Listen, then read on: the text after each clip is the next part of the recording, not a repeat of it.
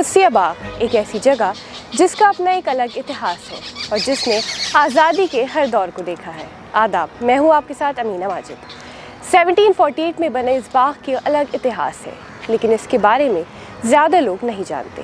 पर आज हम आपको इसी बाग के इतिहास के बारे में बताएंगे और हमारे साथ होंगे साकिब सलीम। तो चलिए लेकर चलते हैं आपको आज़ादी के उस दौर में।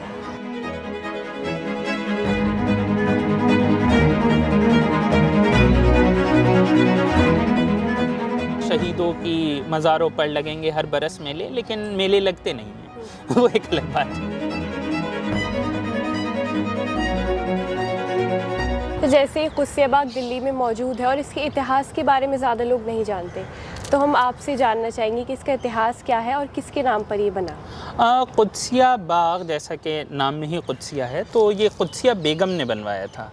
कुदसिया बेगम मोहम्मद शाह मुग़ल एम्परर थे, जिन्हें रंगीला के नाम लक़ब से भी हम लोग जानते हैं।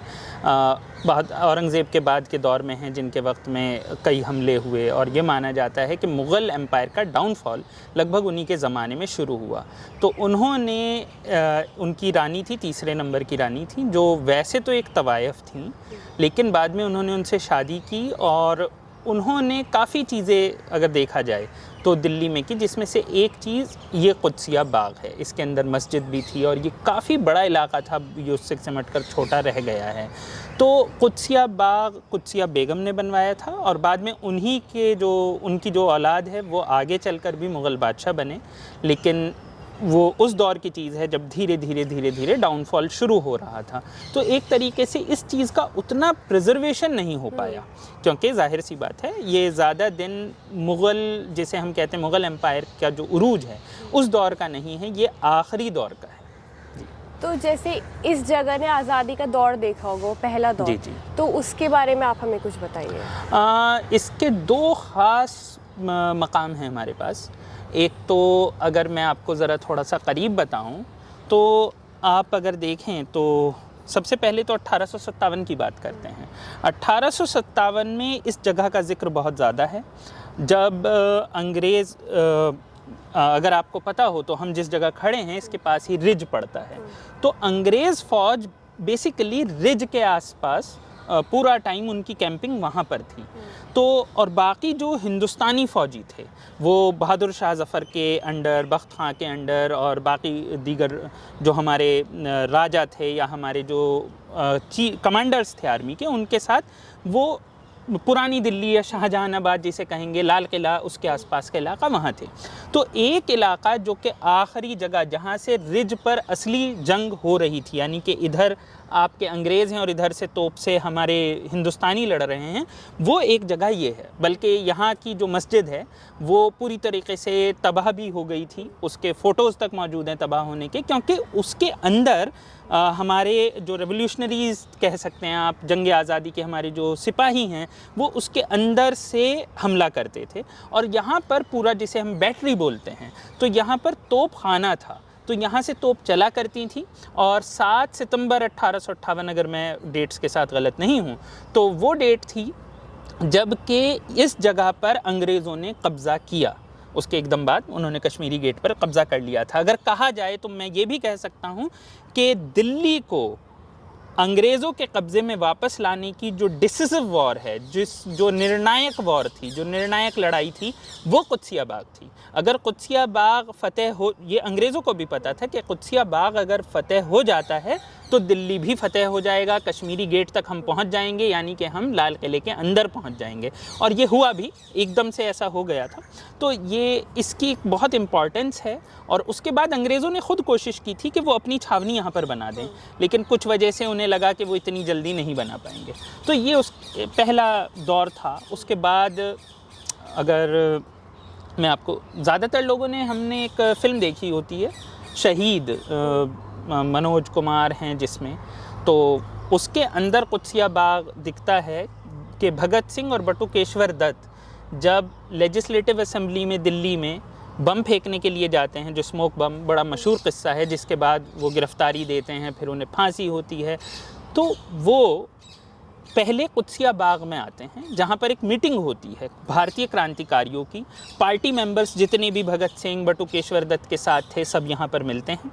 एक मतलब मानना ये है, और ये हम बटुकेश्वर दत्त ने ही क्योंकि फिल्म की कहानी लिखी थी, तो ये माना जा सकता है कि वो ज़्यादा ऑथेंटिक सोर्स है हमारा।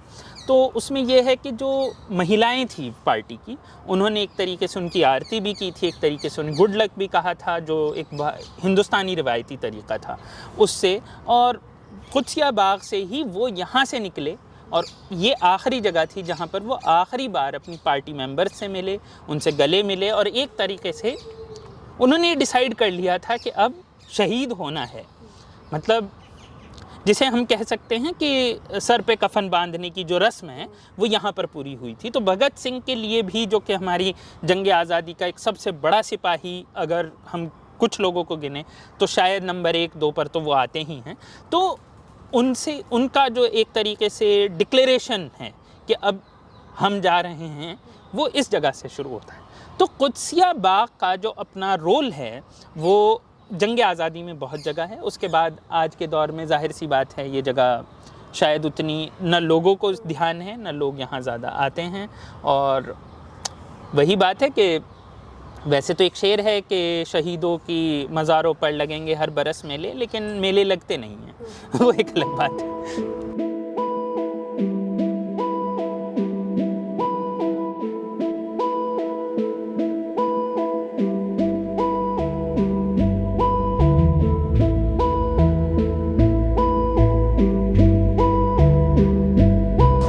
जैसे हम इसकी हालत देखते हैं तो बहुत खस्ता हालत है, मतलब देख के लग रहा है कि इसे अच्छे से मेंटेन नहीं किया गया है। तो इस पे आप क्या कहेंगे?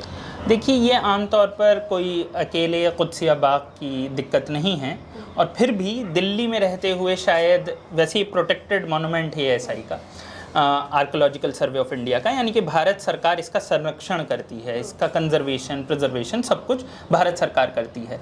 दिल्ली में फिर भी आपको ये दिखेगा कि हमारे जो मॉन्यूमेंट्स हैं उनका फिर भी थोड़ा बहुत रखरखाव हो जाता है, लेकिन जो बाकी जगह हैं आप देखेंगे तो आम तौर पर इनका रखरखाव नहीं हो पाता है।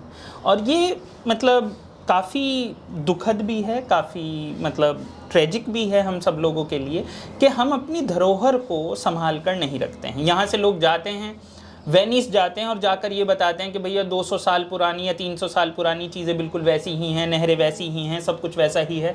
लेकिन जब हिंदुस्तान में हम अपनी चीज़ों को देखते हैं तो हम उन चीज़ों को संजो कर नहीं रखना चाहते हैं, और ये एक अलग तरीके की परेशानी हमारे लिए क्रिएट करता है, क्योंकि कहीं ना कहीं ये हिस्ट्री का पार्ट है ये। और सिर्फ यही नहीं, ऐसे बहुत सारे मॉन्यूमेंट्स हैं, बहुत सारी चीज़ें हैं। हम अपनी लाइब्रेरीज़ का ख्याल नहीं रख रहे हैं, हम अपने मॉन्यूमेंट्स का ख्याल नहीं रख रहे हैं। आप यहाँ पर देख सकते हैं चीज़ें खुरच दी गई हैं, कुछ नौजवान नस्ल ने अपने नाम लिख दिए हैं, अपनी मोहब्बत का इजहार यहाँ किया है। तो ये सारी चीज़ें, और ये सिर्फ यहाँ की परेशानी नहीं है, आप किसी भी मॉन्यूमेंट पे जाएं आपको ये परेशानियाँ देखने को मिलती है।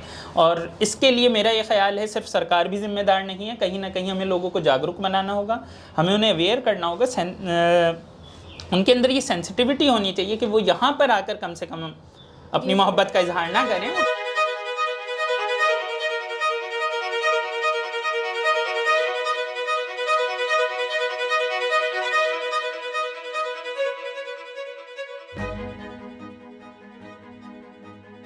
यहाँ पर आर्मी कैंप्स बने तो तब भी ये सारी चीज़ें नहीं थी। आज़ादी के बाद किसी पॉइंट पर ये महसूस किया गया कि इस जगह को थोड़ा सा डेवलप किया जाए ताकि लोग आएँ। जैसे कि हमने कहा कि ये आर्कियोलॉजिकल सर्वे ऑफ इंडिया ने इन साइट्स को अपने अंडर भी लिया, तो उसके बाद जब हम लोगों ने ये सारी चीज़ें देखी तो इस जगह को डेवलप इस तरीके से किया गया कि आसपास के लोग यहाँ आ सकें, इन पार्क्स का इस्तेमाल कर सकें, और ये दीगर कई जगह हुआ है। तो ये सारी चीज़ें यहाँ पर बाद में हुई हैं। तो अगर अब देखा जाए तो मेरे हिसाब से अब लोग आते हैं तो पार्क के तौर पर आते हैं या टहलते हैं, हाँ। पर इस तरफ शायद लोग नहीं आते अब ज़्यादा। जी जी बिल्कुल, लोगों को पार्क के तौर पर आते हैं, और वो भी इतना नहीं आते हैं, यहाँ के मशहूर पार्क में नहीं आता है दिल्ली के। तो वो लोग यहाँ पर आते हैं लेकिन वो इसका इतिहास नहीं जानते हैं, और जैसे आपने बताया पहचान का पता होना ज़रूरी है, तो जैसे नई जनरेशन है और सोशल मीडिया का ज़माना है, तो आपको क्या लगता है जो ऐसे हिस्टोरिकल मॉन्यूमेंट्स हैं उनके बारे में आप सोशल मीडिया के ज़रिए कैसे लोगों तक ये बातें पहुंचा सकते हैं? मेरा ये ख़्याल है कि कुछ लोग पहुंचा भी रहे हैं, बहुत काम हो रहा है कि सोशल मीडिया से ये चीज़ें फैल रही हैं। लोग रील्स बनाते हैं, लोग सोशल मीडिया पर छोटी छोटी वीडियो बनाते हैं, कुछ ऐसे फैक्ट्स भी बताते हैं। लेकिन हाँ, उसमें एक गड़बड़ ये होती है कि कई बार उसमें बहुत सारे फैक्ट्स मिस रिप्रेजेंट कर दिए जाते हैं। आज हम आपको लेके आए थे कुस्सिया बाग, जो एक बहुत ही दिल्ली की ऐतिहासिक जगह है। ऐसी और भी वीडियोस के लिए देखते रहिए आवाज़ वॉइस।